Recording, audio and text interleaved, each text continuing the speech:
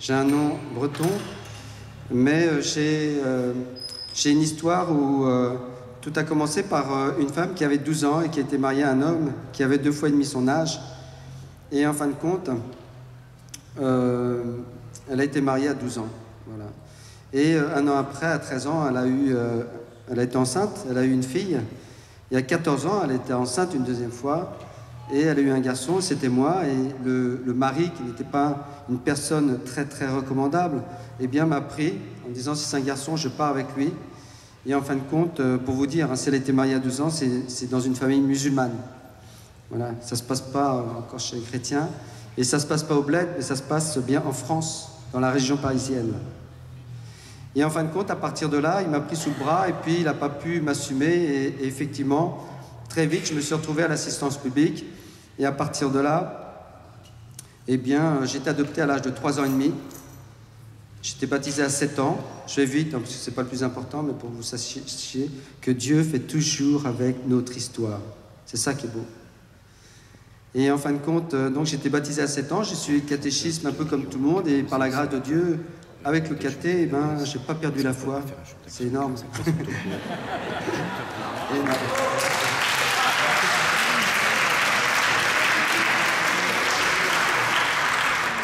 Et ce que je dis pas, c'est que très vite, quand j'étais adopté à 3 ans et demi, dans une famille française, de culture, tradition chrétienne, pas obligatoirement très pratiquant, mais profondément pétri de cette foi chrétienne quand même, ne la rejetant pas du tout.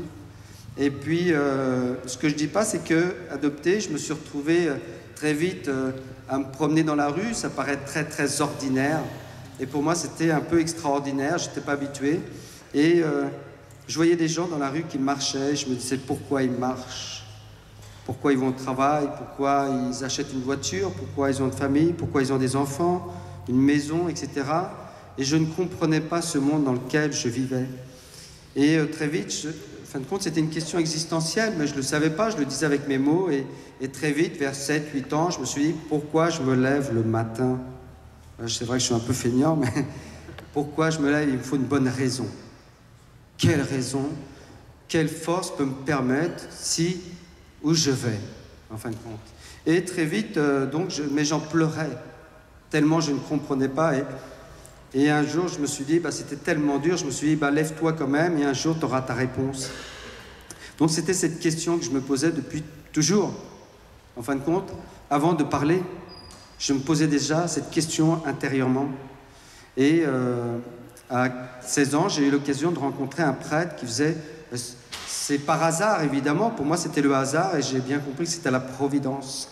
Et très vite, ce prêtre, j'ai fait un camp de 3 semaines. Il faisait du vélo. C'était des camps sportifs. Mais ce prêtre, à cette époque-là, vous savez, c'était un peu exceptionnel. Il parlait de Dieu.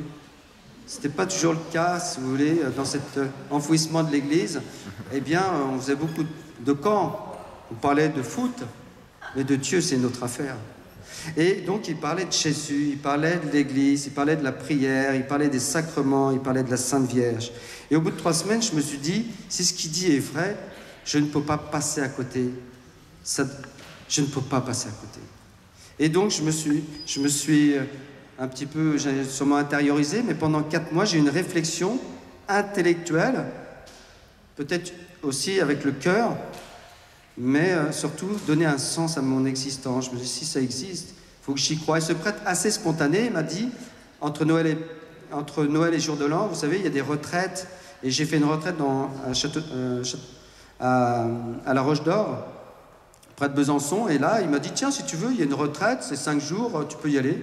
Mais il m'a même pas expliqué si c'était en silence. Et puis, je ne savais pas ce que c'était, moi. Et je me suis dit, tiens, au lieu de traîner mes baskets dehors, à rien faire toute la journée, ou aller peut-être au bistrot pour jouer au baby-foot. Moi, je me suis dit, tiens, je vais y aller. Et puis, j'y suis allé, et là, rebelote, un prêtre, pendant 5 jours, il parle de Dieu, on prie ensemble, etc. Je me suis dit, qu'est-ce que c'est que ça? Effectivement, et là, j'ai acheté ma première Bible. Et c'est important parce que ça veut dire que j'ai accueilli Dieu sans le savoir. Vous voyez, j'ai fait une démarche personnelle. Ce Dieu qui voulait se donner, je l'ai accueilli en achetant cette Bible. Et en revenant dans la voiture, eh bien, on était dans une 4L, vous voyez, c'est les voitures de curé à cette époque. Donc, j'ai pas 18 ans, en fin de compte. 4L, il n'y en a plus aujourd'hui. Et puis, si vous voulez, sur la route, au retour, j'étais assis à la place du mort. Et là, j'ai eu la réponse que j'attendais. C'est-à-dire, le matin, on est parti dans... c'était très tôt, et puis il y avait un lever de soleil, c'était très beau. Et là, je ne peux pas vous dire, mais j'ai tout reçu. C'est-à-dire que je n'ai pas eu de frisson obligatoirement, vous savez, qu'on a à travers une conversion, mais je n'ai pas eu de vision non plus, mais j'ai tout reçu. C'est-à-dire que j'ai eu la certitude du Christ. Je n'ai pas eu toutes mes réponses, mais j'étais sûr. Et en fin de compte, il y a des gens qui me disent « Ouais, tu vas voir, ça va te passer dans 10 ans, tu auras ta maison, ta femme, ton chien, ton poisson rouge, tout ça, tu auras oublié. Tu seras dans un confort, etc. » Et puis en fin de compte, ben non, c'est toujours pareil en fin de compte. Ça ne m'a pas quitté, au contraire, ça a grandi. Ça a grandi peut-être en profondeur, hein. Ça manque encore beaucoup de profondeur, je pense. Mais au départ, c'était très très fort et puis très extérieur, quoi. Et je ne comprenais pas ce monde ou ces personnes qui ne pouvaient pas croire en Dieu, tellement c'était une évidence. Et en fin de compte, l'évidence, c'était que c'était le Christ. Vous voyez. Et donc, à partir de là, je me dis, mais c'est tellement énorme. Vous voyez, vous avez une perspective après d'une vie éternelle. Donc, vous ne vivez plus de la même manière. Avant, je vivais au jour le jour. Je me disais, mais de toute façon, je vais finir dans un trou comme tout le monde. Donc, après, il n'y a plus rien. Donc, c'est la loi de la jungle et c'est au plus fort. C'est le plus fort qui gagne. Donc, tous les moyens sont bons. On n'a pas de règles. On n'a pas de loi quand il n'y a pas de Dieu, vous voyez, quelque part. En tout cas, pour moi. Et à partir du moment où j'avais cette vision de vie éternelle, je me suis dit, ben ça change tout, parce qu'on prépare, et la vie terrestre n'est qu'un temps, un pèlerinage, quoi. Maintenant, je le dis avec ces mots-là. À cette époque-là, je n'avais pas les mots pour le dire. Mais ça a transformé complètement. Il y a eu un avant, il y a eu un après. Et ce jour-là, c'était un 1er janvier, et on ne l'oublie jamais, ce jour-là. Vous voyez, c'est comme... c'est une naissance.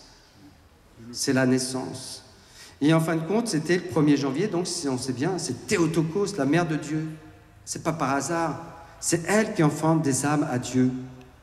Et en fin de compte, là, on n'a pas prié « Je vous salue Marie », mais souvent, je le prie avant de commencer, mais elle est présente, là, de toute façon. Et ce que je veux dire par là, on peut la prier peut-être à la fin, pour lui rendre grâce, parce que c'est quand même...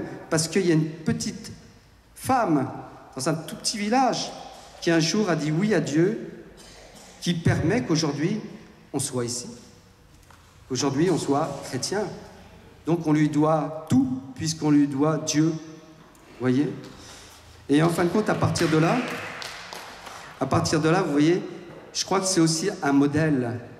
Et que si on veut vraiment... on va parler de comment parler, rendre compte de sa foi devant une personne musulmane. Eh bien, en fin de compte, c'est quoi? Au bout du compte, c'est le salut des âmes, c'est enfanter des âmes à Dieu.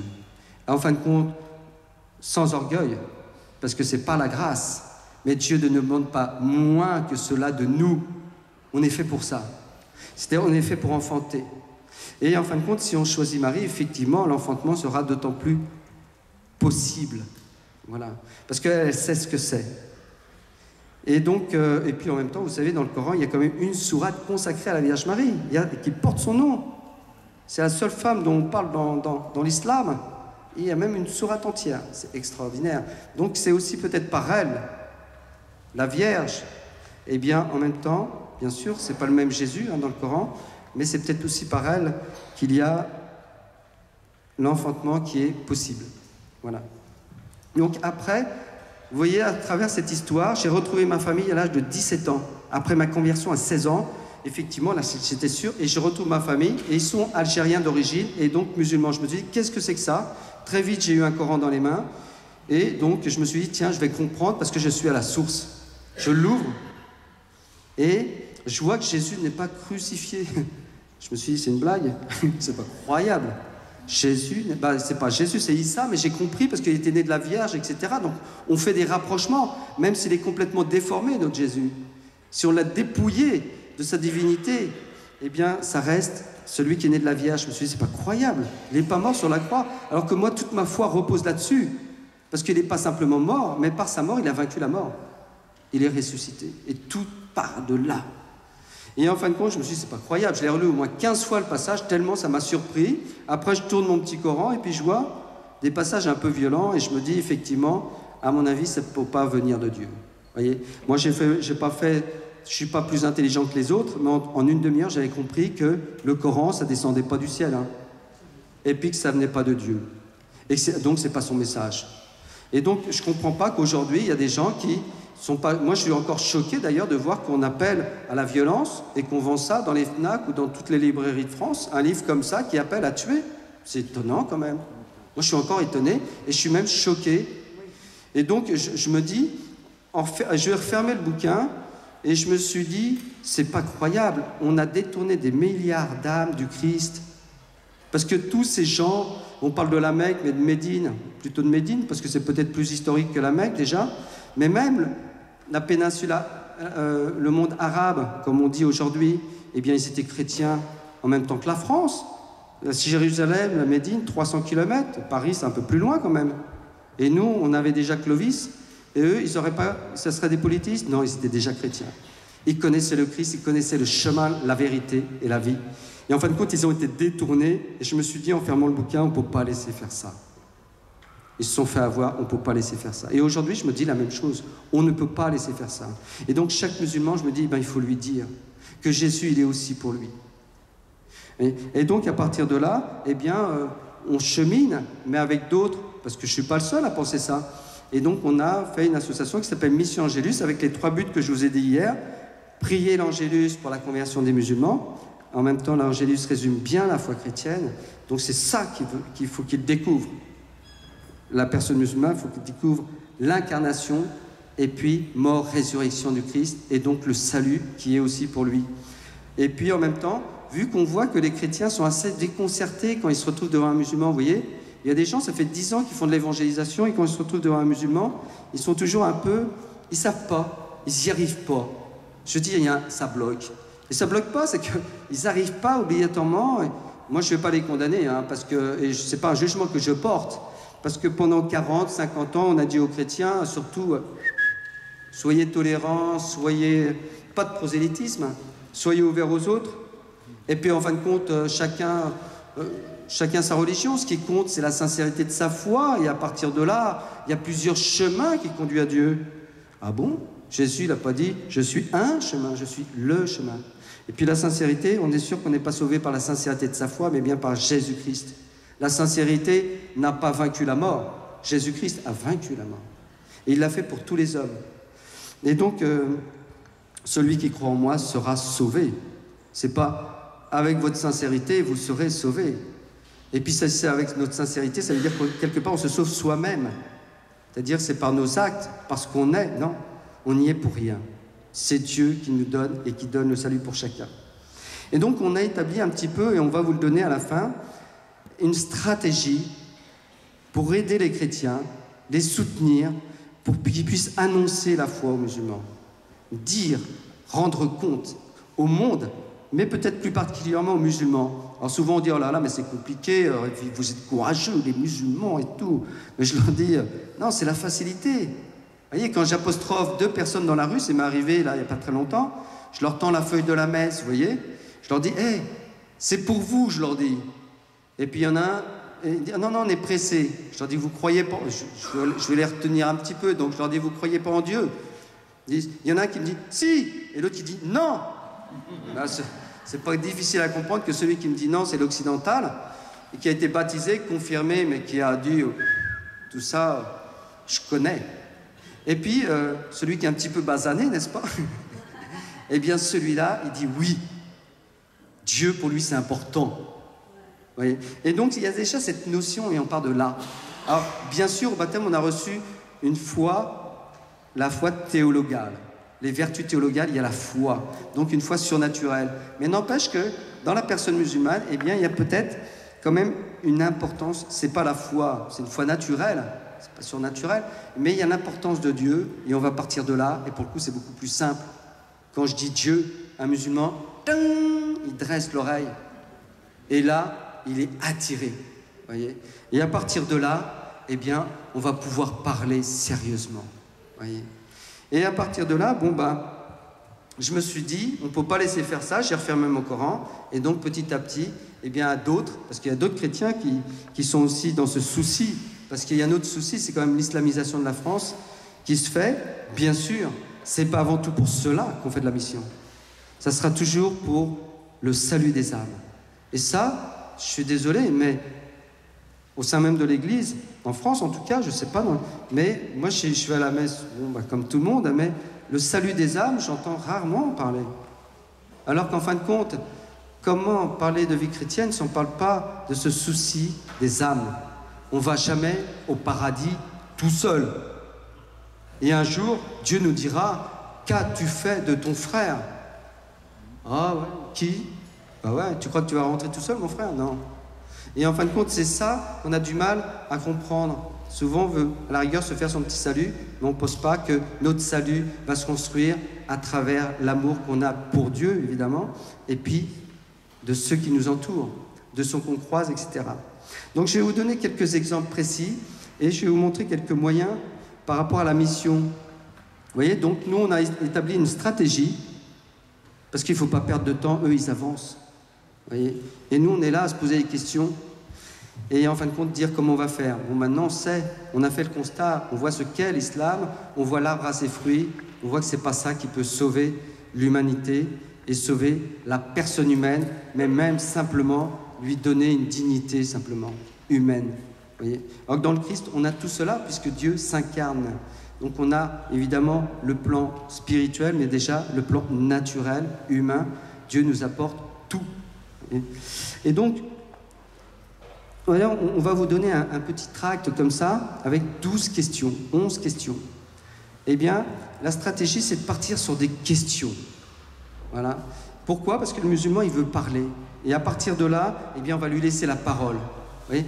Parce que souvent, le chrétien, pourquoi il est déconcerté quand on rencontre un musulman? Parce que souvent, le musulman, il n'a rien à proposer. Mais qu'est-ce qu'il parle? Ah, mais il n'a rien à proposer.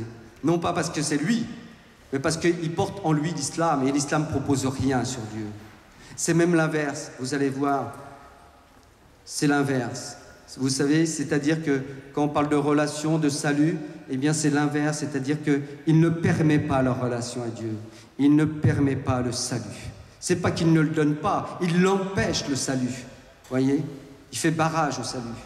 D'ailleurs, puisque Jésus n'est pas crucifié, eh bien il nous enlève le Sauveur. Donc c'est vraiment un empêchement. Et donc à partir de là, on a établi 10 questions, 12, 11 on va dire, parce qu'il y a une question bonus, 10 plus la question bonus. Et dans le train en venant, eh bien je me suis dit s'il y a une nouvelle question qu'on pourrait prendre. Et en fin de compte, plus on avance, plus c'est simple. Et plus vous serez simple, plus vous serez percutant, plus vous pourrez toucher. Parce que des fois on part dans des grandes discussions. Ben là, on tourne en rond. Je dis des fois, quand je vois quelqu'un discuter avec un musulman, sans condamner, sans juger, mais je lui dis, mais dans 10 ans, tu es encore mon frère, là. Non, là, il faut y aller, là. Ouais. Et bon, on parle de tout, mais en fin de compte, on se laisse embrouiller. Et si je pars sur des questions, eh bien, ça lui laisse la possibilité de parler, mais si je pose une question, c'est que c'est moi qui choisis le thème, et je vais l'emmener là. Quand je lui dis, quelle est ta relation à Dieu? Je lui dis, comment tu fais pour aller au paradis? Quelle est la puissance de ton Dieu? Est-ce que l'islam est une révélation? Dis-moi, quelle est l'histoire de l'islam? L'historicité, il est où? Parce que nous, on ne se rend pas compte, pour nous c'est naturel tout ça. Mais ça n'existe pas, l'histoire dans l'islam. C'est pour ça qu'on est obligé aujourd'hui de la travailler. Vous voyez, pour essayer de trouver la vraie histoire, parce que c'est fabriqué. Quand vous lisez le Coran, quand vous lisez l'Évangile, c'est clair. Jésus, il rencontre des personnes et les nomme à un lieu précis et dans un temps précis. Dans le Coran, il n'y a pas de temps, il n'y a pas de lieu, il n'y a pas de personne. Il y a des personnages qui ont existé. Mais si vous voulez, il n'y a pas de personne contemporaine du Coran. Alors que dans l'Évangile, c'est je, au présent, je suis. Et puis, je veux dire, c'est du réel. C'est des rencontres. Jésus rencontre Nicodème, la Samaritaine, les pèlerins d'Emmaüs. Il n'y a pas de ça dans le Coran. Vous voyez, c'est vivant. Eh bien, ce vivant, que ce soit par rapport au Coran, la différence avec l'Évangile, c'est vivant. C'est la même différence qu'il y a entre Allah et puis le Dieu des chrétiens, le Dieu de Jésus-Christ, il est vivant. Allah, il est mort. Vous voyez, il n'y a rien. Mais on le découvre au fur et à mesure qu'on va poser ces questions-là, et c'est ça, je vais lui dire, par exemple, aux musulmans, quelle est ta relation à Dieu? Et par rapport à cette question-là, je vais le laisser parler, et je vais lui montrer qu'en fin de compte, il ne répond pas à ma question. C'est-à-dire qu'il va dire, effectivement, eh bien, je fais ma prière, je vais faire mon pèlerinage, je fais mon ramadan, etc., etc. Mais je lui dis là, tu me dis ce que tu fais, mais tu ne me parles pas de ta relation à Dieu. Vous voyez? Et la relation à Dieu, ce n'est pas la prière simplement, c'est ça. Et en fin de compte, il me dit des choses. Et en fin de compte, petit à petit, je vais lui montrer que je ne suis pas convaincu de ce qu'il me dit. C'est-à-dire que ça ne m'apporte pas. Il ne répond pas vraiment à ma question. Et petit à petit, je vais lui poser plusieurs fois la question. Parce que je vais aller jusqu'au bout et lui montrer que l'islam ne répond pas à ma question sur la relation à Dieu. Et par contre, à un moment donné, je vais dire, tu vois, pour moi, en tant que chrétien, la relation à Dieu, deuxième partie de la question, c'est ma réponse chrétienne. Et je ne vais pas partir sur mon témoignage, mais simplement sur quelque chose d'objectif. Et donc, je vais partir de l'Évangile ou de la Bible. Dans le Nouveau Testament, mais je peux partir aussi sur l'Ancien Testament, où il y a des très belles choses sur la relation à Dieu. Et là, je vais dire, tu sais, mais Jésus, eh bien, quand on lui demande comment il faut faire pour prier, eh bien, il va simplement dire, quand vous priez, dites « Notre Père qui es aux cieux ». Que ton nom soit sanctifié. Eh bien, j'ai à peine commencé ma prière, notre Père, que je sais déjà la nature de ma relation. Et là, je vais lui dire, est-ce que tu as ça, toi? Moi, je sais qu'il est Père, donc ça veut dire je suis son enfant. Il est comme ça, toi, ton Dieu. Et vous voyez, petit à petit, je vais lui dire, il insiste même, Jésus, après il va dire, quand tu pries, ferme la porte derrière toi et prie ton Père qui est là dans le secret, qui est là. Donc il est présent. Dieu se rend présent dans ma chambre, c'est un truc de dingue quand même. Il y a une présence. Et c'est là, je vais pouvoir lui dire, tu vois, c'est ça la relation. C'est une présence. Tu n'es plus tout seul, mais tu es avec toi. Et puis pris dans le secret, ça veut dire qu'il y a une intimité entre moi et Dieu, mais c'est un truc de dingue. Vous voyez, Dieu se rend accessible. Eh bien, petit à petit, je vais lui montrer que ça aussi, s'il veut, c'est pour lui, c'est possible. Mais pour ça, il va falloir choisir le Christ. Alors je vais assez vite, parce que ça peut durer un peu plus longtemps, parce qu'il y a tellement de choses dans le Nouveau Testament qu'on peut dire, mais aussi, à un moment donné, vous savez, il dit toujours, on en a reparlé ce matin, mais il dit toujours, ouais, mais tu sais, mon Dieu, moi, il est tellement proche de moi qu'il est plus près de moi que ma veine jugulaire, là. Oh là là, mon frère, c'est près, ça, hein. Mais pour moi, c'est encore trop loin. C'est bien trop loin, parce que moi, Jésus, il dit, demeurez en moi, comme moi, je demeure en vous. Il est là. Il n'est pas à côté. Il n'est pas là. Il est là. Et donc, tu vois, la prière, c'est une présence, mais c'est une communion. C'est une communion que je vis avec Dieu. Est-ce que tu as ça, toi, mon frère? Et là, effectivement, il ne va pas pouvoir me dire oui. Et il faut laisser les silences. Il ne faut pas avoir peur des silences. Pourquoi? Parce que cette personne musulmane, j'aime bien dire personne, comme j'ai dit hier, parce que ce n'est pas un musulman avant tout, c'est une personne. Et musulman, c'est qu'une chose dans laquelle il est né, mais ce n'est pas inéluctable. Ce n'est pas définitif. On est né musulman. Ils vous diront, oui, je vais mourir musulman. Je lui dis non.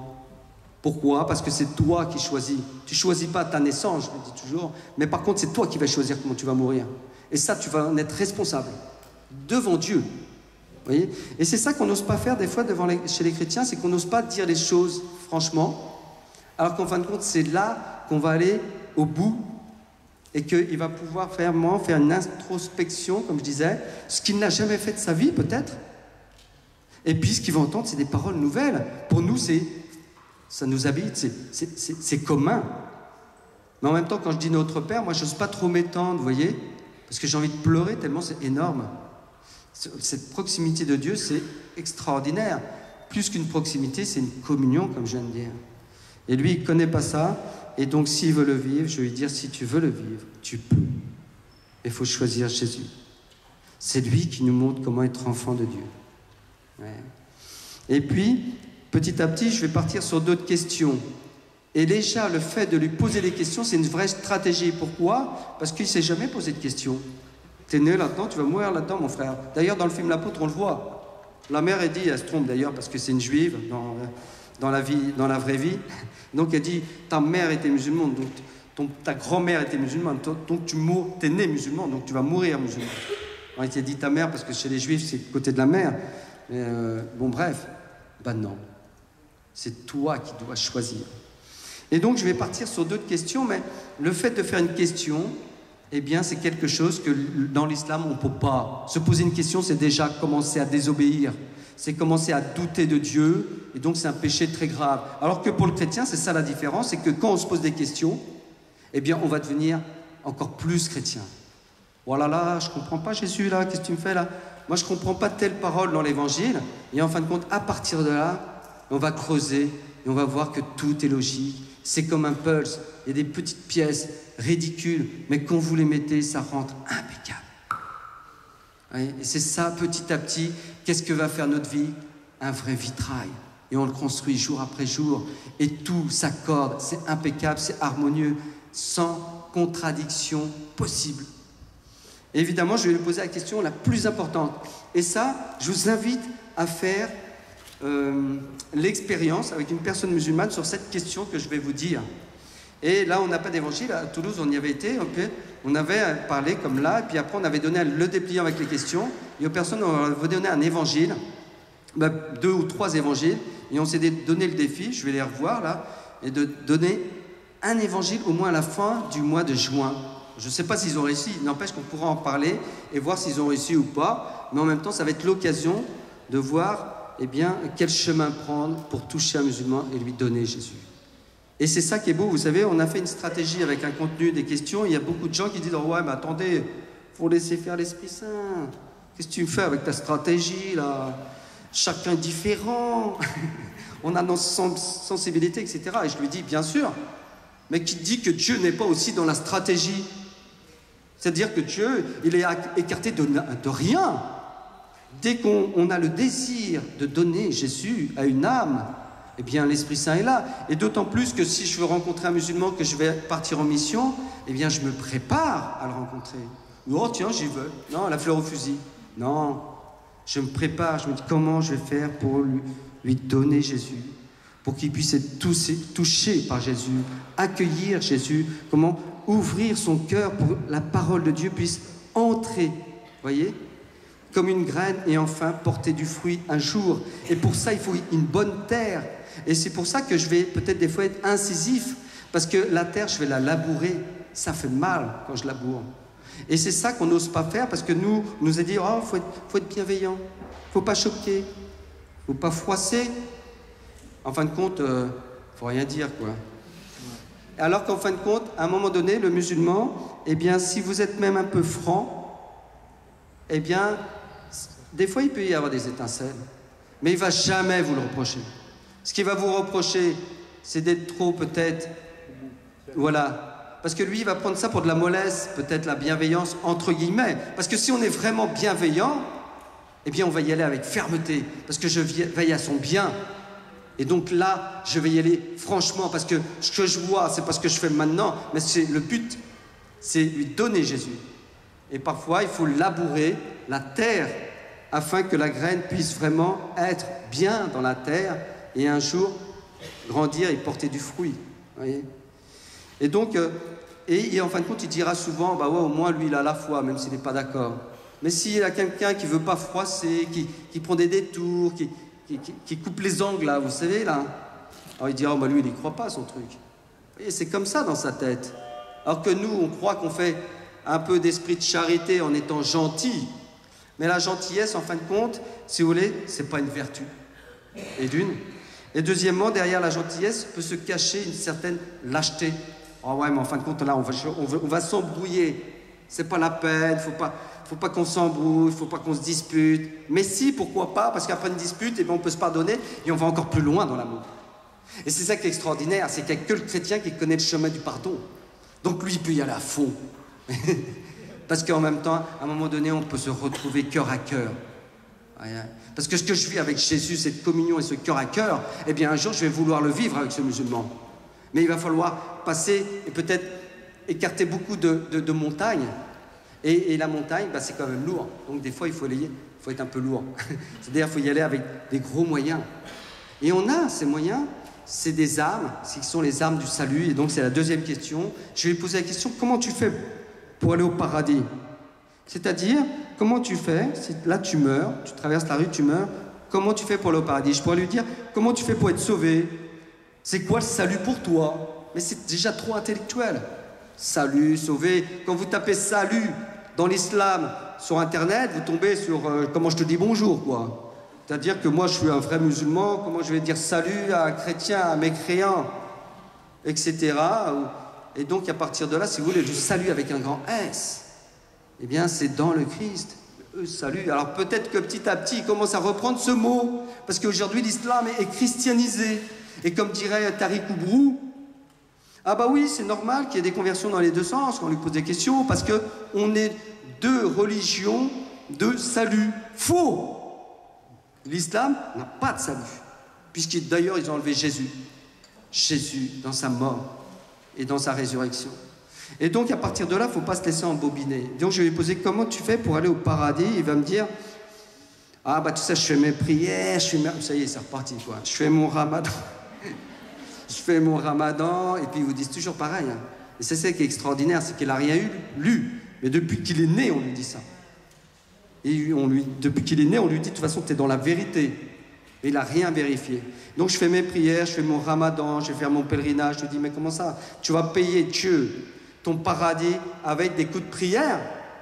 Donc ça veut dire que c'est ta prière qui va te sauver, donc tu te sauves toi-même. Donc c'est de l'auto-rédemption, ça. Tu te sauves toi-même. Et effectivement, il est quand même pas bête. Et c'est ça qui est impressionnant, c'est qu'il ne faut pas sous-estimer une personne musulmane. Et quand on fait un dialogue, il faut toujours mettre l'annonce et lui savoir qu'il a la capacité de recevoir Jésus, de comprendre Jésus. Et c'est ce qu'on n'a pas compris, ceux qui font un dialogue sans annonce. Vous voyez, ceux qui font un dialogue, mais ils s'arrêtent là. C'est comme s'ils étaient, pour moi, un petit peu racistes, justement. J'aime pas ce mot-là, parce qu'en France, il n'y a pas de racisme. Au contraire, on accueille largement.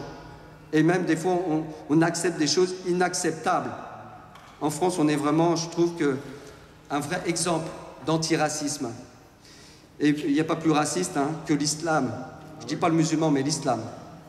Et c'est là la règle d'or, c'est qu'il faut toujours mettre l'islam d'un côté et le musulman de l'autre. C'est-à-dire que c'est l'inimitié à jamais, jusqu'à que vous trouviez Allah et que vous accomplissiez la salade, la zakat. C'est ça l'islam. C'est ça qu'il propose. L'inimitié à jamais, jusqu'à que Allah soit accueilli. Ben oui. Mais ça, c'est pas obligatoirement le musulman, vous voyez. Mais il peut tomber là-dedans, puisqu'il est influencé, évidemment, par l'islam. Mais il ne le sait pas obligatoirement. Et donc, il va le faire d'une manière un petit peu... c'est une ambiance. C'est-à-dire qu'il a l'esprit comme ça. Vous voyez. Et donc, bref, quand je vais lui dire comment tu fais pour le paradis, je vais lui montrer qu'en fin de compte, il ne peut pas à travers ses prières. Et il va le comprendre, effectivement. Et il va falloir que j'insiste. Et des fois, ça arrive d'insister, poser la question, mais comment tu fais pour le paradis? Comment tu fais pour le paradis? Et je lui montre que je ne suis pas satisfait, je vais lui poser la question 5 fois peut-être, 10 fois, 15 fois. Et ça, on ne le fera jamais si on est chrétien. Au départ, parce qu'on n'ose pas, eh bien, il faut oser. Parce qu'à un moment donné, vous verrez, si vous faites l'expérience sur cette question-là, il vous dira toujours la même chose, il vous dira, en fin de compte, on ne sait pas. Dieu seul sait. Comment ça, tu ne sais pas? Tu ne sais pas si tu vas être sauvé? Tu ne crois pas au paradis? Si, j'y crois, mais je ne sais pas, c'est Dieu qui choisit. Dieu seul sait. Je lui dis, tu vois, et c'est là que je vais prendre le relais.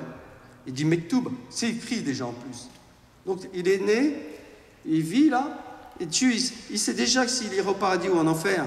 Alors je lui dis, si c'est déjà décidé pour toi, mon frère, autant prendre tout de suite un jambon beurre et puis une bière. Tu vois, parce que de toute façon, c'est décidé, tu iras au paradis ou en enfer. Donc vas-y, tu peux y aller. Voyez, et c'est ça, il y a des vraies contradictions.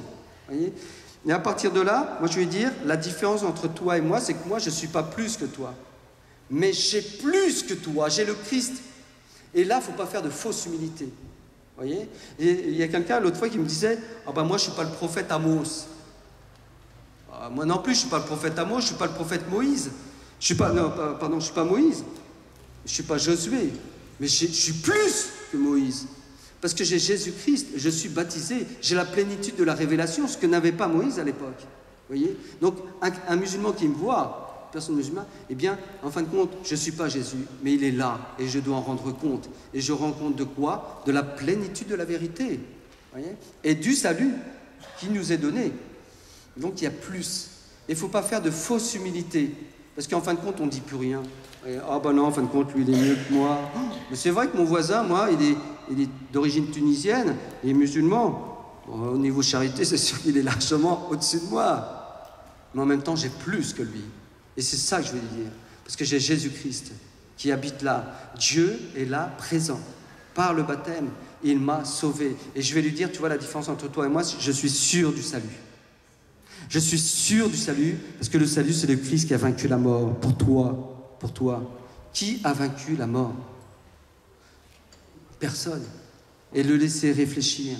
Ne pas avoir peur de ce temps de silence. Voyez. Et en fin de compte, bien sûr qu'un chrétien peut en enfer. Mais le salut lui est donné absolument gratuitement et complètement, de manière inconditionnelle. Jésus ne dit pas « Oh, je te donne le salut, mais attends, on fait aussi... » Non, il donne. Et après, c'est nous qui allons accueillir le salut. Par contre, on va être responsable du salut qu'il nous donne. Est-ce qu'on va l'accueillir ou pas? Parce que Jésus ne nous sauve pas sans nous. Et donc, à partir de là, je vais dire, tu vois, moi, je suis sûr du salut. Si tu veux dormir en paix, je ne vais pas lui dire ça, mais peut-être, parce que humainement, c'est ça, c'est qu'un musulman est toujours dans l'angoisse de l'enfer quand il se lève le matin, et ça, on ne s'en rend pas compte, vous voyez. Et la vraie charité, c'est le mettre dans la paix, quand même. Donc, je vais lui donner, ben là, tu vas trouver le salut. Vous vous rendez compte, il va dormir comme un bébé, après. Mais effectivement, là, il ne va pas dormir s'il ne choisit pas Jésus. Et à chaque question, eh bien, mon objectif, c'est pas obligatoirement qu'il devienne chrétien tout de suite, encore que s'il devient, je dis pas non. Hein, vous voyez? S'il devient chrétien, il n'y a pas de souci. Mais c'est au moins qu'il reparte avec des questions et que ça l'empêche de dormir. Oh, qu'est-ce qu'il m'a dit? Et puis on a chacun son tempérament, vous voyez. Et en fin de compte, une fois, j'étais avec une dame qui a 70 ans, et moi, je parlais aux musulmans, ça faisait une demi-heure, là, je la seinais avec mes questions. Et puis à un moment donné, il dit, oui, mais pour vous, Jésus, c'est comme pour nous, Mahomet. Jésus, c'est un messager. Et la petite dame, avec sa petite voix, ben, elle a fait la formation mission Gélus quand même, hein. Un peu de pub, ça fait du bien. Eh bien, elle a dit, non, non. Jésus, c'est pas un messager, c'est un sauveur. Elle dit, c'est le sauveur. Et en fin de compte, avec cette petite voix, vous voyez, mais je suis sûr que le gars, moi je l'ai asséné, je l'ai agressé presque à coup d'évangile. Non, je plaisante, mais j'y suis allé fortement. Mais je suis sûr que ce qu'il a retenu, c'est la petite voix. Jésus, c'est le sauveur. C'est peut-être ça qui l'empêche. Vous voyez, après on a chacun notre façon de faire, bien sûr. Mais elle a pris quand même ce biais, le salut. Ouais, tout de suite. Jésus, c'est pas un messager, non. Et donc, à partir de là, si tu veux être sauvé, si tu veux être sûr, eh bien, choisis aussi le Christ. Voyez, parce qu'il est dans son angoisse. Et il y a une deuxième chose, eh bien, le musulman, et on ne le sait pas, il est aussi dans une détresse intérieure. Voyez, détresse et angoisse, il faut retenir ça. La détresse, c'est quoi? C'est qu'il va faire ses prières. Moi, j'ai une sœur qui fait 5 prières par jour. Pas quand je la vois, moi, des fois, ça arrive, hein, je suis un peu déprimé, je suis fatigué. Mais elle, c'est l'horreur. Je veux dire, c'est pas ces 5 prières qui la permettent d'être épanouie. Elle fait ça parce que c'est de la formalité. Voilà, elle dit, tiens, j'ai fait ça, là, j'ai rien à me reprocher aujourd'hui, j'ai fait mes 5 prières. Ben, moi, le problème, c'est qu'une fois que j'ai terminé ma journée, je suis toujours en déficit par rapport à Dieu. Parce que c'est l'amour, on n'a jamais fini d'aimer. Et c'est ça qui est extraordinaire, mais pourtant, on est dans la paix. Parce qu'on a la source, on a trouvé la source. Il suffit d'y puiser. Voilà. Et donc, à partir de là, je vais dire, je suis sûr. Il y a une petite histoire pour faire comprendre le salut. Il va dire à un moment donné, c'est un Africain qui est devenu chrétien, qui était musulman, et qui va voir l'imam, et il lui dit, mais tu sais, je vais te raconter une petite histoire. C'est l'histoire d'un chauffeur de car, et puis moi, je vais le voir, parce que je vais de Paris, et je vais à Marseille.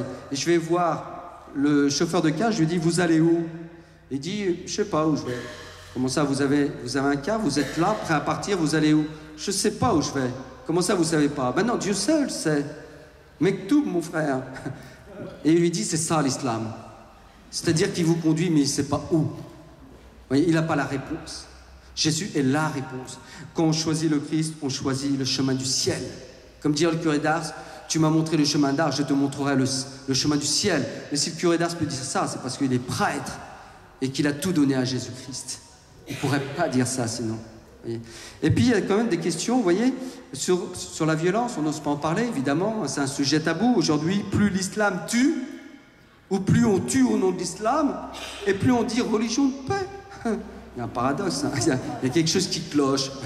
Et les chrétiens, même les Français commencent à se dire, ça ne va pas. Et vous voyez la différence, si vous voulez, c'est que, je n'ai pas dit au début, la différence entre l'islam et le christianisme, c'est une seule chose. Et là, je l'ai, c'est marqué dans Tite. Ouais. Ah non, c'est pas celui-là. Je n'ai pas sorti le bon coupon, vous voyez. Mais c'est avant tout, eh bien, savoir que nous, tout ce qu'on vit, c'est toujours par la grâce. L'islam, et c'est pour ça, c'est par rapport à la violence. C'est-à-dire qu'aujourd'hui, s'ils font le djihad, c'est parce qu'ils veulent répandre, en fin de compte, une sorte de royaume terrestre, mais celui de Dieu, royaume de Dieu. Ils veulent que Dieu soit vainqueur, mais pour ça, ils sont obligés d'utiliser les armes. Bah nous, non. On utilise la prière, notamment le chapelet, mais aussi toutes les prières qu'on veut. On offre en sacrifice notre journée, peut-être. Au cœur de l'Eucharistie, on va s'offrir. Et puis, en même temps, on va annoncer le Christ. Et on sait que par l'Esprit Saint, qui est là, qui va me permettre de dire peut-être les mots qu'il faut, mais aussi chez lui, l'Esprit Saint. Et peut-être qu'il va lui mettre une oreille attentive. Vous voyez ? L'Esprit Saint, il est là. Et en fin de compte, c'est par la grâce qu'il va pouvoir découvrir Dieu à travers le Christ. Vous voyez ? Alors que dans l'islam, et c'est ça, alors que pour convertir, on convertit par le sabre dans l'islam. Si on convertit par le sabre, ça montre bien combien leur Dieu est impuissant. Eux, oh mon Dieu, il est puissant, ils disent toujours puissant, mais en fin de compte, il est super impuissant. Parce que sinon, ils n'auraient pas besoin de prendre les armes, vous voyez ? Et c'est trop simple pour, en fin de compte, y arriver. Et à un moment donné, je ne vais pas lui dire « Oh là là, le Coran, c'est violent, etc. » Je ne vais pas l'agresser. Donc je continue sur mes questions, et je prends mon petit Coran, tout petit, hein, tout petit, en français, pas besoin de l'arabe, je peux, hein. Avant, je faisais ça au départ, j'avais un gros Coran, français, arabe, et là, j'y allais à fond. Le gars, il voyait le Coran, il avait peur déjà, parce que c'était impressionnant, il était énorme. Et dans la rue, vous voyez, et en fin de compte, non, je me suis dit, c'est un peu lourd, je vais prendre un tout petit Coran que j'ai acheté à la Fnac. Oh, pas de pub, hein, excusez-moi. Pas de pub. Donc, j'ai rien dit. Et en fin de compte, non, j'ai acheté ça à l'Enfant Jésus, c'est ça, la librairie, pour faire un peu de pub.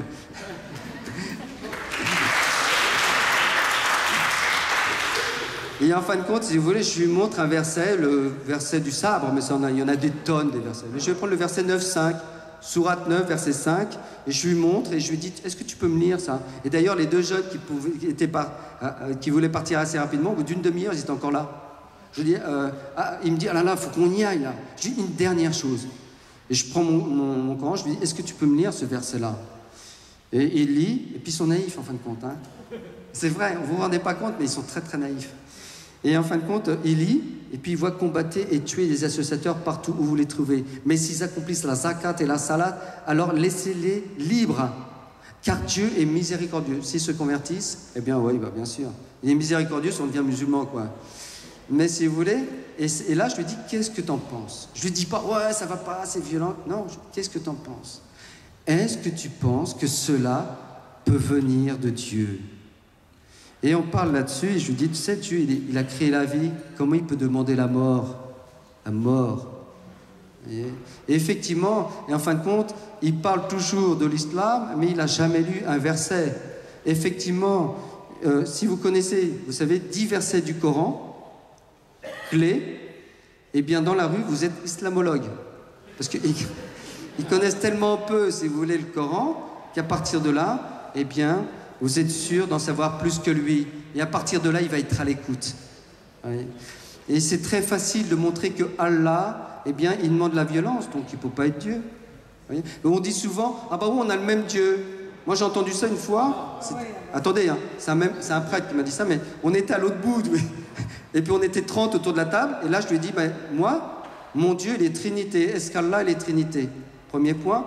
Et puis je lui dis après, tu sais, mon Dieu, il n'a pas demandé à faire le djihad. Donc on n'a pas le même Dieu, c'est pas possible. Et Allah, c'est un faux Dieu. Oui, c'est un Dieu, mais avec un petit dé, et puis avant, il faut rajouter faux. Voyez, il ne conduit pas à Dieu. Et quand je vous parle de la relation à Dieu tout à l'heure, ce qu'il faut savoir, c'est qu'il est tellement transcendant que lui, il est au 7e ciel. Quand je vais mourir, je vais me retrouver au 6e, je ne vais même pas le rencontrer. Vous voyez, nous, c'est la vision béatifique. Voyez, et c'est ça, donc on empêche la relation. Et là, si vous voulez, ce que je veux lui montrer, c'est ça le but, c'est que l'islam, s'il cherche vraiment Dieu, eh bien, ne va pas. Si je cherche vraiment Dieu, s'il cherche vraiment Dieu, l'islam ne va pas répondre à ces questions, et alors que le Christ répond aux aspirations profondes de l'âme. Voyez, on sait que c'est un Dieu d'amour, c'est un Dieu avec qui que l'on peut rencontrer. C'est un Dieu qui sauve. Je lui dis, c'est ça que tu désires. Enfin, il va comprendre qu'il est plus fait pour Jésus-Christ que pour Allah, le Coran et l'islam. Voyez.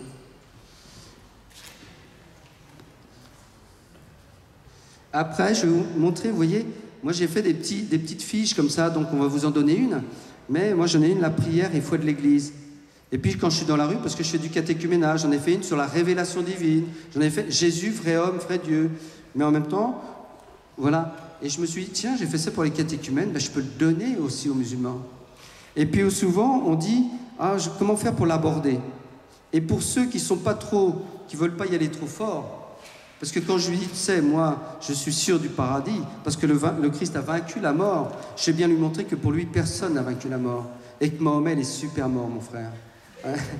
Et en fin de compte, ça, on n'ose pas le dire. Mais il faut lui dire. Parce que ça va le sauver. Voyez, c'est à partir du moment où il va se sentir peut-être perdu, qu'il va comprendre qu'il faut être sauvé. Moi, c'est le jour où j'étais vraiment perdu, que j'ai compris que j'avais besoin d'être sauvé. Voyez, c'est là qu'on a soif de Dieu. Et je vais lui montrer que l'islam, eh bien, en fin de compte, ça l'éloigne de Dieu. Voyez. Et donc, il y a une question très simple, c'est la question bonus, et je vous l'ai dit, c'est « Pour toi, qui est Jésus ?» C'est la question de Jésus à Pierre. Jésus répond « Tu es le Messie, le Fils du Dieu vivant. » Et quand je dis ça à un musulman, « Pour toi, qui est Jésus ?» Il me dira toujours « Jésus, c'est un prophète. » Et là, je lui dis, un petit peu comme Jésus, « Si, vraiment, es-tu vraiment musulman ?» Il me dira « Oui. » Alors, pour toi, Jésus n'est pas un simple prophète, c'est le Messie. Parce que c'est marqué 14 fois dans le Coran. Et là, j'ai un dépliant là-dessus.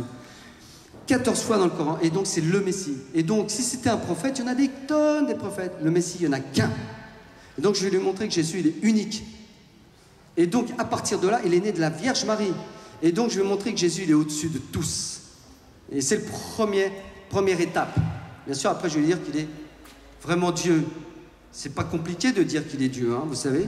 Pas parce qu'il a vaincu la mort, il l'a vaincu par lui-même. Lazare, il a été ressuscité par Jésus.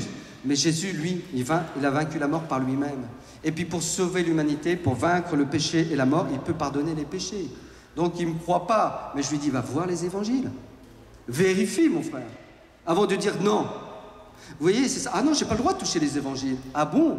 Ça veut dire que tu n'es pas responsable de ta vie. C'est-à-dire qu'il y en a d'autres qui décident pour toi. Vous voyez, il faut lui montrer qu'il doit être une personne humaine et qu'il doit être adulte. Vous voyez, il y a des choses aussi humaines. Vous voyez, la logique humaine. Et il faut le mettre au pied du mur. Il faut dire, tu n'es pas un homme, mon frère, on décide pour toi, on décide comment tu vas mourir. Et puis des fois, vous savez, il est à fond, ouais, l'islam ceci, le Coran machin. Il ne connaît pas le Coran, mais il peut dire le Coran quand même. Allah ceci, et nous, et nous, et nous. Nous dans l'islam, et toi, je. Il ne faut pas dire je. Toi, tu penses quoi? Mais en fin de compte, si vous voulez, à partir de là, eh bien, je vais lui montrer que Jésus, il est au-dessus de tous. Et qu'il faut s'attacher à Jésus. En tout cas, que Mahomet, il n'est pas le Messie. Et qu'à la fin des temps, et ça, il est d'accord avec moi, c'est lui qui viendra juger. Et donc, à partir de là, c'est très facile de lui donner un évangile. Vous voyez, donc, il y a la première question, le paradis. Vous pouvez faire l'exemple, prendre ça, et vous verrez, à la fin, il dit, oh, je ne sais pas, en fin de compte. Et là, vous pouvez dire, moi, en tant que chrétien, pas parce que je suis Jean-Yves, mais parce que je suis chrétien, je suis sûr du salut qui m'est donné en Jésus-Christ. Et en fin de compte, et puis là Jésus, le Messie, c'est dans le Coran, mais il est le Messie. Si tu veux en savoir plus sur Jésus, eh bien, lis les évangiles. Vous voyez, et c'est assez facile, une fois, 2 fois sur 3, il dit, bah oui, il le prend. Et puis j'ai toujours, si vous voulez, des petits signets comme ça, vous voyez, et puis là, je vais lui dire, tiens, je te mets un petit signet, une petite adresse mail, c'est ça les moyens. Parce qu'il peut y avoir une suite, et je lui dis, si tu as des questions, je serai toujours là pour y répondre. Bon, j'ai un problème, moi, pour répondre, mais c'est un autre problème, ça. Mais maître, voilà, donner les moyens de pouvoir qu'ils puissent continuer à découvrir Jésus. Ouais. Et donc je vais lui donner ça, un signet. Et là, dans le signet, il y a la prière de Saint François d'Assise. Évidemment, je lui dis, tu sais, ça c'est la meilleure règle de vie du chrétien, c'est la prière de Saint François. Hein? Mettre la foi là où il y a le doute, mettre la vérité là où il y a l'erreur, mettre là où il y a la haine, que je mette l'amour. Vous voyez, c'est ça. Et si je l'aime vraiment, eh bien, je ne vais pas l'épargner. C'est-à-dire que, vous savez, et quand je dis ça, ça choque. Mais si vous avez un enfant qui est dans une secte et qui se fait manger, qui se fait détruire physiquement, psychologiquement, à un moment donné, vous allez voir votre enfant, il se dit, ça ne va pas ce que tu... Il faut que tu sortes de là. Eh bien, c'est un peu la même chose avec une personne musulmane. Mais quand vous savez que c'est peut-être dans votre famille de chair, eh bien, ça vous prend aux tripes. Mais en même temps, aujourd'hui, ça doit prendre aux tripes tout le monde. Voyez ? Et on ne peut pas... Vous savez, dans la prière eucharistique, à un moment donné, on dit... on demande à Dieu, arrache-nous à la damnation. Eh bien, arrache-nous, je ne pense pas que ça fasse du bien. Mais n'empêche que c'est par amour. Voyez ? C'est pour nous sauver. Eh bien là, on va passer par une épreuve du dialogue. Et ça, on n'en veut pas. Parce qu'on veut un dialogue lisse. Mais en fin de compte, là, on ne peut pas enfanter. Parce que l'enfantement, il passe toujours par des douleurs. Il ne faut pas rêver.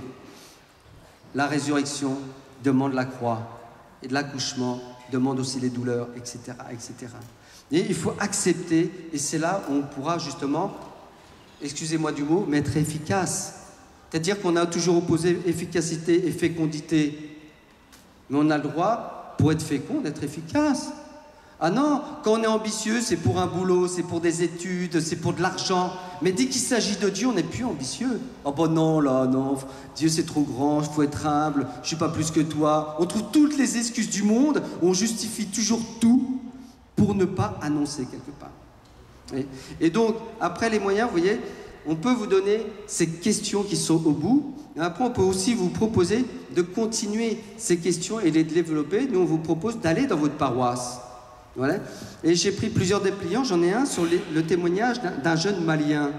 Il est au Mali, puis il correspond par Internet, et en fin de compte, à un moment donné, il dit, il cherche, il a des réponses sévères sur l'islam, il dit, oh ça va pas, Mahomet c'est super, l'islam c'est super, etc. Il vérifie, et puis il voit que ça va pas.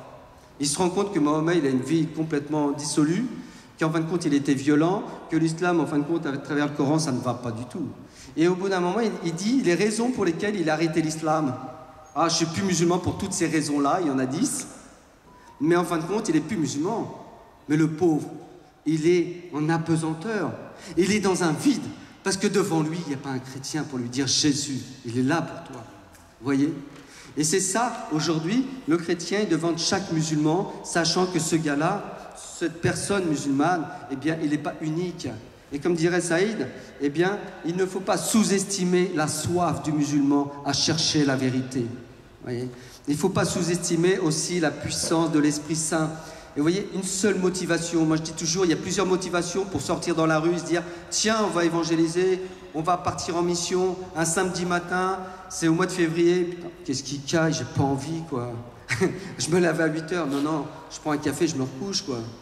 Eh ben non, eh bien, il faut se trouver des motivations. Des fois, on a des boulets pour sortir. Ah, c'est dur. Ben ouais, parce qu'il y a un combat, peut-être. Mais par contre, on vient, quand on repart et qu'on a fait la mission, on part avec des ailes. Tellement, jamais j'ai une personne qui m'a dit, vous savez, j'ai fait avec des gens du 16e, paroisse Notre-Dame à l'Assomption, une trentaine de personnes. Le samedi matin, on a briefing à fond. Là, on a pris le dépliant à fond et on l'a travaillé à fond. L'après-midi, on met ça en pratique. On dit, on va de l'autre côté du périph'. Waouh, c'est pas vrai, c'est génial. Non, ils n'ont pas dit ça. Waouh, vous êtes sûr, c'est pas génial. Et en fin de compte, je dis, on va faire un essai. Si ça ne vous plaît pas, on ne le refera jamais. Et en fin de compte, l'après-midi, on prend 4-5 voitures, direction l'autre côté du périph'. On va à un endroit 80% de musulmans. On reste 2-3 heures. Et les gens, ils sont venus, mais heureux comme jamais. On a l'impression qu'ils avaient reçu, c'est la transfiguration, quoi. Pourquoi? Parce qu'en fin de compte, ils se sont aperçus que c'était possible. Parce qu'on a l'impression que, vous savez, je me demandais, mais pourquoi ils sont bloqués, les gens, ils n'arrivent pas à parler avec un musulman? Parce que l'islam, au départ, paraît être un inconnu, et en fin de compte, pour cette raison-là, on n'y arrive pas. Mais quand on regarde quelques versets, on voit que ça ne va pas. C'est très simple. Et en fin de compte, ils ont vu aussi qu'ils avaient pu dire des choses, et souvent on me le dit, oh, j'ai parlé, jamais j'aurais pensé pouvoir dire ça. Je lui dis, mon frère, là, tu as fait l'expérience de l'Esprit Saint. Et des fois, on se dit, oh là là, pour faire l'expérience de l'Esprit Saint, il faut que je sois 10 heures devant le Saint-Sacrement, sinon ça ne marche pas. Il faut que je me mette à genoux. Non, là, tu es devant ton frère, tu fais un acte de charité. Et vous savez, on dit, ah bah, on donne gratuitement. C'est marqué aussi, c'est la parole de Dieu, on a reçu gratuitement, donné gratuitement. En fin de compte, on ne donne pas gratuitement. Hein. Ah non, on le paye très cher. C'est-à-dire qu'il faut prendre sur nous, et c'est ça qui est beau, c'est qu'il y a un don de soi. Et mine de rien, eh bien celui qui est en face de nous, il voit qu'on le prend au sérieux. Voyez, il n'y a même pas besoin de le dire. Voilà. On n'est pas dans l'insincérité, on est dans la charité. Et là, on est dans la vertu, et donc on est en Dieu. Et la charité, c'est pas simplement aimer l'autre. Ça, c'est difficile. Par contre, c'est laisser l'amour de Dieu traverser mon cœur pour rejoindre celui qui est en face de moi. Et là, c'est puissant.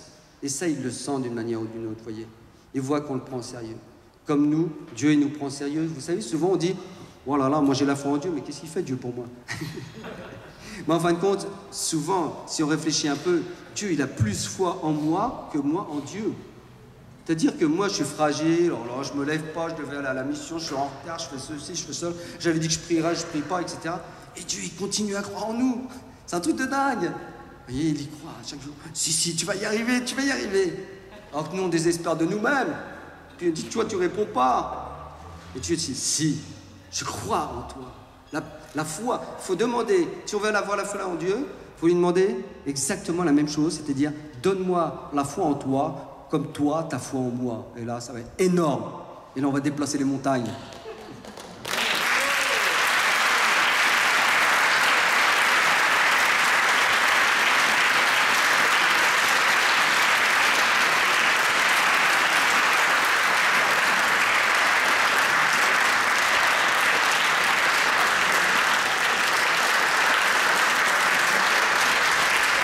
Alors, juste pour vous dire, nous, on peut prendre votre nom, on peut aller dans une paroisse, on peut vous poser une intervention et puis revenir pour approfondir. On va vous donner des petits tracts pour Noël. On fait des jolis tracts où il y a comment, c'est quoi Noël, et puis la parole de Dieu, une prière de Saint François, et puis devant une belle image avec la crèche, etc. Et on peut donner ça, vous voyez. Et souvent, un musulman dit, quand je lui donne la feuille de main, non, c'est pas pour moi, je suis musulman. Et bien là, le chrétien est tout de suite déconcerté. Ah oui, excuse-moi. Non, il faut lui dire, bien sûr, c'est pour toi. Parce que justement, les chrétiens, ils ont déjà la feuille. Toi, tu ne l'as pas. Il faut que tu connaisses la prière des chrétiens, la vie des chrétiens. Et la meilleure façon de connaître la vie des chrétiens, c'est aller à l'Eucharistie avec eux. Voyez. Et petit à petit, et en fin de compte, il faut aller dans l'offensive plutôt que sur la défensive. Et en fin de compte, il sera heureux. Et l'audace paye toujours. Vous savez, vous faites le premier pas. Et le bon Dieu, après la providence, n'agit que si on fait un premier pas d'action. On dit, tiens, je décide d'y aller. Et puis on dit, ah bah aujourd'hui, bah, je suis parti à la mission et en fin de compte, la providence a fait que j'ai rencontré un tel. Mais la providence a pu se réaliser. Dieu a pu agir parce que moi, j'y suis allé. J'étais au rendez-vous. Vous voyez, il attend ça, en fin de compte. Et tout est possible. Voilà. Alors n'hésitez pas. Merci Jean-Yves. L'Angélus.